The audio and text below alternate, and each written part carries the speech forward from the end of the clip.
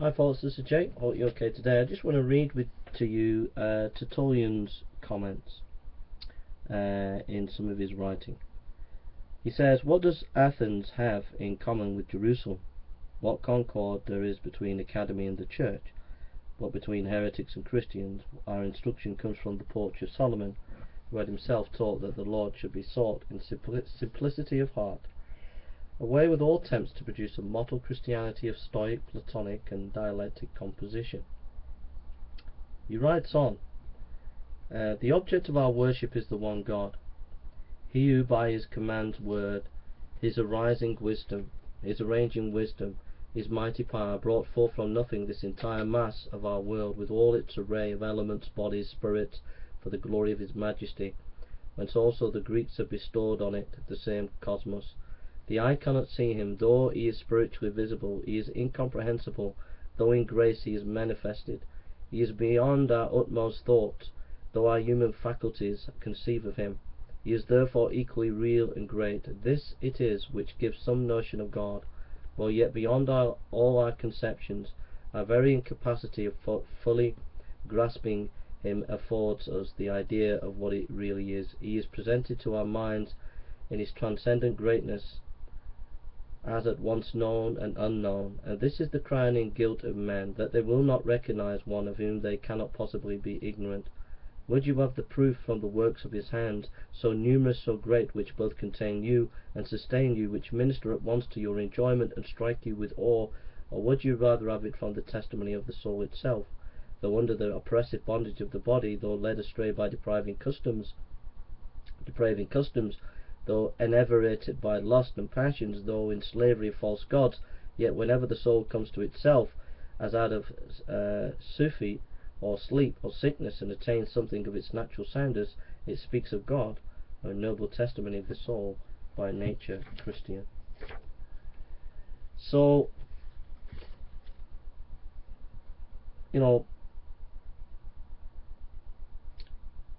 three things there. Tertullian is saying that you've got to be careful with philosophy. I agree to him to an extent. I think philosophy is useful and helpful, but I think it's dangerous if you start to mix it in your theology, and I agree with Tertullian there. But I think philosophy is helpful in clarifying and defending the faith in various ways. But also, I agree with him, it's quintessential Paul what Tertullian is saying, that creation speaks of God and the soul. And these are the grand facts of reality, that nature speaks of a designer. Now, all the great people today in biology who are evolutionists will say, oh, it's all nonsense, it's all nonsense, it's all nonsense. But it's very, very simple. Very, very simple. What's the mathematical probability of one cell of becoming into being? Just one cell. What would the mathematical probability of that be? I was at Liverpool University a few months ago, and I met a geneticist, a PhD in genetics, who knew geneticist lecturers who were in genetics, and he was going on and arguing about evolution, and I just said, oh, okay, you're the expert, I bow to your authority in your expertise. And I was listening to him, and he was educating me on genetics and all the rest of it, and he knew his stuff, and he thought he had me.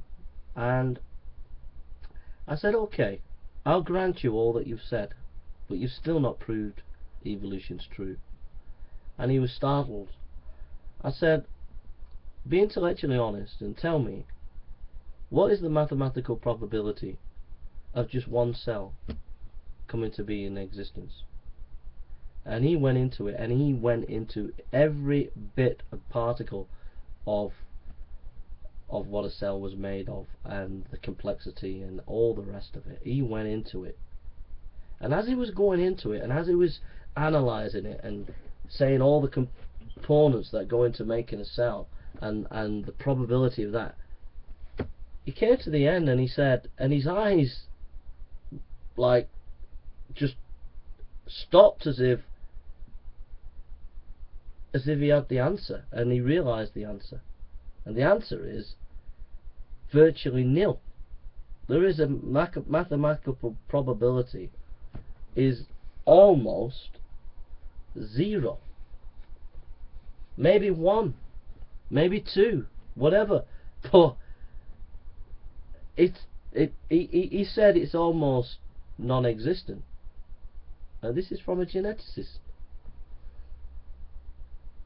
So everybody knows creation, from a simple point of view, could not have come by the way evolutionists are saying, in the heart of hearts. And all the mythological bamboo about evolution, they know that that's just nonsense. Deep in the heart. If they were so confident that their position was true, why did they always try and argue for it? Why did they always try and convince everybody else? If you know your position is true, you don't have to go and hunt down other people to try and prove them wrong. You let them come to you. But they have to go around all the time making videos, giving lectures, giving media statements, trying to put down anybody else who challenges that point of view. That's a sign of weakness rather than strength. And then the conscience, everybody knows deep down where they pushed the line, where they've gone over the line and they shouldn't have gone over the line.